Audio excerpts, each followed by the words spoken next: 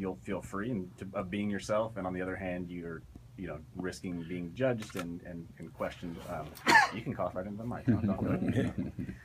So, why are you so open about your story? And then, like, can you tell us your story and how it came about? Well, my story is what it is, and your testimony has power. When you tell your story, people realize that they're not alone. I did cocaine, smoked marijuana, chased women, all that kind of stuff. Okay, that's like nothing new. And trying to be something you're not, especially trying to be something that is perfect, never works. I was walking into a high school once in Philly. It was an inner city school, all black school.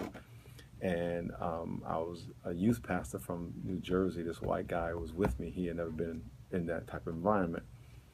And right as we were walking into school, he stopped me and said, I got a question. I said, what? He says, how should I act? And I was like, brother, rule number one, don't act. I said, one, you can't act good enough to fool anybody. And number two, transparency. Being transparent and being yourself is the most powerful thing you have. Because even if you're goofy and they see you're being honest, they're going to love you. I don't remember what he did, but my story and being able to tell my story is very powerful. It helps people realize that you can go through hell in your life and really, really mess up, and God can still love you and still turn your life around and use you. So, and the Bible talks about how powerful the testimony is to overcome the works of the devil in your life and other people's life. Because I can't tell you how many people come to me and said, your story, it touched me, and because I used to use cocaine, or I used to do this, or I felt, lost, and now I have hope. And I think we've seen it too, in today's time with social media and things like that. I think a lot of people feel that they have to put out just the good. And I think that's unfortunately crippling a lot of us. You're putting up this image that's not true. You can't live up to it. No, you can't. And a lot of people, the people who criticize you they have an issue with themselves. Right. And even a lot of people criticize you inside. They're saying, especially if you're saying, I went through this, and even if you say I'm still struggling, or I got over it, but I got to work on it every day. Mm-hmm. People who criticize you, they have an insecurity in themselves. And, you can't pull anybody down unless you feel below them. And so those people you don't have to worry about them. I saw a quote on Instagram that said, don't worry about people who are stabbing you in the back, because they're behind you for a reason. Mm-hmm. So I wouldn't worry about that. I would worry about the people and not worry, but be concerned more about the people that you're helping and encouraging, and really giving God credit for what he's done in your life. I mean, for me to not say what God has done in my life, I'm not saying thank you to him for what he has done in my life. Mm-hmm. I was very fortunate. I think it was early last year. A group from The Rock, actually. They have SB. Have you heard of that? SB? One of the gals. Anyhow, they filmed. Have you heard of that? Yeah. It's your church. Anyways, yeah, it's a group. It's a group of young adults. Yeah, from The Rock, and that's SB. SB is short for Esperanza. Esperanza is the name of the grandmother of one of the gals. Esperanza in Spanish stands for hope. So they're geared towards having people share their story. And I was very fortunate to actually be the first one. Huh. And I got to tell you, it was very difficult for me. I actually broke down. To share your story? Yeah, to share my story. That was the one you did on video downtown? Yeah. Okay. Yeah, and it was one of those things where it was like, it was just real and it was raw. And it was one of those things, it's funny because I was actually stressing after I filmed it. I'm like, you're going to edit this out. You're going to edit this out. And it's like, that's our life, right? We tend to edit. And it was one of those things where once we put it out, I've got so much positive response from people just thanking me for being transparent. Because a lot of times it's through social media, they just think that everything is perfect. And we like to share with people and say, look, it's not. It's an everyday battle, whatever it is, but it's an everyday battle. Yeah, but there has to be hope. And hopefully you felt liberated by saying it. Yeah, absolutely. But when you're transparent, people are blessed not only by the content of your story, but the fact that you say it. Yeah. It's like every time you watch TV, and I shouldn't say every time, when you see people watch TV and they cry, whether they're in an interview. I was watching some Major League Baseball player cry because he got traded, and he was talking about some song that as a Boston Red Sox. It was an old story. But when you see people cry, especially if there's an audience, people clap because they're so appreciative that that person is being as real as they can be. Right. Because people just appreciate realness, right? Whatever the story is. You're right. So when was your enough is enough moment, and what was going through your mind to actually make that change? I started using cocaine my first year in the NFL. I did for 2 years, and I was at a crack house with a friend of mine, a teammate, and he was smoking crack, but I wasn't. But I went anyway, and I sat in the bathroom with the cook of the crack for I don't know, an hour or so. I can't remember. It was a long time ago. But it was a while. We sat in there. He made crack. We talked.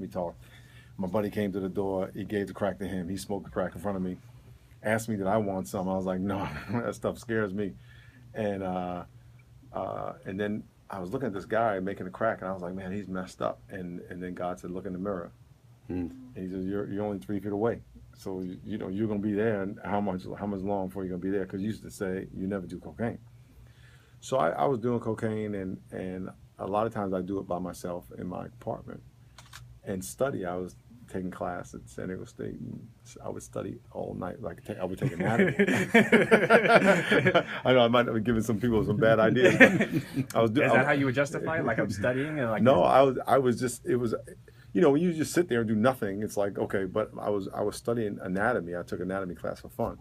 And I love the body, love all the science to it. So I would study literally to 5 o'clock in the morning. And I would just get in a zone, like my brain would just go into the inside the body, and I would learn all these things. But I was doing that all the time, and I was just like, this is no good. And then one morning, it was like 5 o'clock. I had been up all night doing cocaine, and I just said, I'm done. But throughout that time, my girlfriend and I were breaking up and getting back together, getting back together. It was just madness and doing stuff I shouldn't have been doing, and I just said, I'm done. So I just said, Lord, today I'm giving my life to you for good. And I asked Jesus to be my Savior, recommitted my life to Him, and I said, I'm not doing cocaine ever again, not getting high, not smoking weed ever again, and that was it. Is there something that, like, you're talking? You've mentioned recently in church, as far as like usually when something's off, you talk about the anatomy, right? Mm-hmm. Something's off that's throwing you off. What was off that was gearing you towards cocaine? I had no desire to do cocaine. I walked into a hotel room with my best friend at the time was Danny Walters. He was a defensive back, and I walked into a hotel room with him, and about 5 other players were in there, and I don't remember what I knew going into the room, and they just put cocaine down. It was straight up peer pressure, and I was like, all right, I'll try it, and that was the beginning. So it's by association, pretty much. That was it. Yeah. And I'm kind of ADD. A compulsive behavior, so I was like, okay, that got a little high, let me try it again. And then after I got on that train, it just took over, and I was like, I want to feel that. I never played or went to practice doing it, even though some other guys did, but I was at after practice at night or on the weekend, or I had cocaine on a team plane. I brought it to a game. Wow. We flew somewhere, and I was doing it on the plane coming back from my So game. you guys weren't tested back then? Yeah, we were, but if I remember correctly, we all got tested in the beginning of the year. Mm-hmm. But if you had no history, they had no reason to test you. You weren't on the radar. The guy I was with, he got busted, so he got tested all the time. But I never got tested after the original test. The year after I started, I was in the physical, and the doctor looked at my nose. They do ear, nose, throat. He said, nice try. They do ear, nose, throat. And this is after I had stopped. And he looked at me, and this is the same doctor I still have to this day. Mm-hmm. But I had known him at maybe 3 years at the time. And he looked at me, and he just took the little thing out of my nose, and he looked at me and went, And he says, what you been doing? And I was like, what? He said, and I don't remember his exact words, but I think I told him I stopped, or it might have been obvious at the time that I stopped, because as soon as I stopped, I started going to church and preaching and stuff like that. But he asked me, I said, how did you know? He says, you have a deviated septum in your nose. Yeah. It just ate your whole, like not a whole hole, but it indented my nose.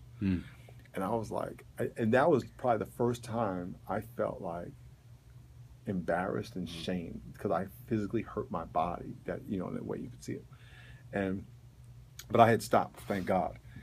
But I was scared, because I thought maybe he would tell. Right, I was gonna say, like him exposing you, did that make you? Well, I had stopped, right. So, and I don't remember how he knew that or I verified that, but he was a guy. Some people we had a good relationship, and he knew me, and I'm assuming, because I can't remember very vividly, but I think I might have told him I don't do anymore, and he believed me, and it was true. So it was kind of like that. Never had the urge after to. No, I stopped it one day, and that was it. That's it. However, yes, that was it. However, the day that I stopped was just 5 o'clock in the morning, give or take. I had a rotary phone. We didn't have cell phones back then. This was back when we had black and white TV for all y'all listening. And a rotary phone, by the way, is the one where you turn the numbers, and it's like a little wheel on top of your phone. My son's looking at you like you came from a different planet or something. And there's a wire from the thing that goes on your head to the base of the phone. So it's a little curly wire, looks like a noodle. And I called my drug dealer 7 times. I said, I'm gonna call him one more time, and if he doesn't answer, I'm not gonna call him again. Wow. And I called him 7 times, and he never answered. So I said, that's it. So then I went to a club sometime after that, and a teammate of mine who I did not get along with and never got high with offered me cocaine. And I was like, you're being tested. I was being tested. I said, nah, I'm good. And he walked away, and I was like, man, that felt pretty good. He came back again and said, yo, man, he wasn't. I said, nah, I'm good. And I was like, why is he asking me? I don't even like you. And then it felt so good again. So I started following him around so he would ask me so I could say no. And then he got so mad. He was like, get away from me, get away from me, because I wouldn't get high with him. And I remember walking out the club. It was where National University is, right on the 8 and Camino del Rio South. There was a club in there called, I can't remember, but it was in that National University building. And I remember walking out, turn around, look at the club and say, I'm done, not going back. And that was probably the last time I went to a club. That was I think that's where sometimes people need to understand too, because I think you make a choice, whatever that choice is, you make a choice, and they have to understand that they're going to be tested. And when things happen, whether it's someone asking you or offering you, again, that's it. You know, they say it's in the moments of decision that your destiny is shaped, and people need to understand that those tests will be there. They will always be there. Yeah, I got tested still. I mean, stuff comes to me all the time. Yeah, for all kind of things. Yeah. Great stuff. Thank you again for being transparent with us. I mean, I think that most would see that as, I mean, I think that we all try to put our guards up at some point, but hearing you lets me put mine down a little bit more. So thank you for that. Yeah, I'm messed up. We're all messed up, right? No pressure. I'm messed up. Right on. When we get back, we'll touch a